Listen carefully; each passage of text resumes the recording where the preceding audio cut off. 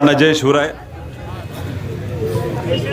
पुणे नाशिक रेल्वेच्या आंदोलनाच्या निमित्तानं सगळे उपस्थित मान्यवर, उपस्थित सगळे आंदोलक, उपस्थित सर्व पत्रकार बंधू, लहानपणापासून आम्ही एक कविता ऐकतोय. झुक झुक झुक झुक आगीन गाडी, धुरांच्या रेषेत हवेत गाडी, पळती झाडे पाहूया, मामाच्या गावाला जाऊया. पण आमच्या मामाच्या गावाला कधी रेल्वे आलीच नाही. लहान लेकरांच्या भावना कधी या सरकारने समजल्याच नाही. इथं आमचे देशासाठी लढलेले सैनिक बहुसंख्येने या ठिकाणी उपस्थित आहे. ज्यावेळेस एखादा सैनिक रस्त्यावर उतरतो ना, निदान त्याच्या तरी भावना या सरकारने समजून घेतल्या पाहिजे. यांचं देशासाठी योगदान आहे. लहान लहान लेकरं या ठिकाणी उपस्थित आहे. प्रत्येक जाती धर्माचा माणूस या ठिकाणी उपस्थित आहे.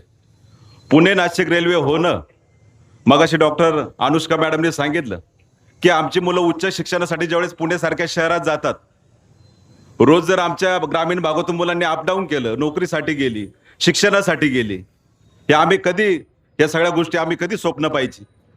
आमची एखादी शेतकऱ्याची महिला एखादी काकडीची पाटी जरी घेऊन गेली ना गुलटेकडीला, तरी ती 5,000 रुपये कमवून येईल. ह्या भावना आमच्या कधी ओळखणार?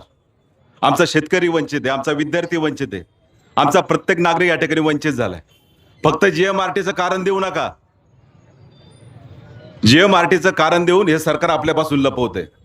इथं जर जीएमआरटीचा कोण जर अधिकारी असेल तर मी खात्रीशीरपणे सांगतो, जीएमआरटीचा एक प्रोजेक्ट उटी सारख्या ठिकाणी तामिळनाडूला, त्यांच्या त्या प्रोजेक्टला तो प्रोजेक्ट मी त्यांचा पाहून आलोय उटीला, आणि त्या उटीच्या मागं टॉय ट्रेन जाते.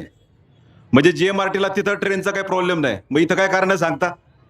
ज्यावेळेस एखादं शिष्टमंडळ या जीएमआरटीची आपण चर्चा करायला जाऊ ना, त्यांना तो आपण व्हिडिओद्वारे आपण तो सगळ्या त्या गोष्टी दाखवू. त्याच्यामुळे सरकारने जीएमआरटीचं कारण न दाखवता या ठिकाणी पुणे नाशिक रेल्वेची सरळ मार्गाने जी आमची प्रत्येकाची जनभावना आहे, ही जुन्नर तालुक्याची जनभावना आहे, या ठिकाणी ती ओळखली पाहिजे आणि आम्हाला त्या ठिकाणी न्याय दिला पाहिजे. या आंदोलनात प्रत्येकजण सहभागी झाला, प्रत्येकाचे या ठिकाणी आभार व्यक्त करतो. या ठिकाणी मला बोलायची संधी दिली त्याबद्दल मी आभार व्यक्त करतो. आणि अदानी सारखा एक उद्योगपती आपल्या तालुक्याच्या बोकांडीवरून बसलाय. आज नाणेघाटासारखा एक जागतिक पर्यटन स्थळ, त्याच्यावर त्याची नजर पडली आहे. आज आपला आदिवासी दिन पण आहे, क्रांती दिन आहे. क्रांती दिनाची सुरुवात म्हणून आज जसं रेल्वेचं आंदोलन आहे, जुन्नरला पण त्या ठिकाणी मी उपोषणाला बसणार आहे. कारण अदानी सारख्या उद्योगपतीच्या विरोधात आज आदिवासींच्या जर जमिनी त्या ठिकाणी जाणार असतील, आपल्या जुन्नर तालुका त्या ठिकाणी आपलं पाणी जाणार असेल, तर आपण त्या ठिकाणी सगळ्यांनी पुढाकार घेतला पाहिजे. हा तालुक्याचा फार गंभीर प्रश्न आहे. म्हणून त्या ठिकाणी हे आंदोलन झाल्यावर आम्ही तिकडे पण उपोषणाला बसणार आहे.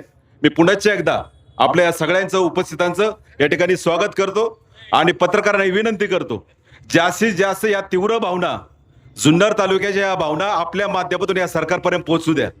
हे आमच्या सगळ्यांच्या भावना आहे.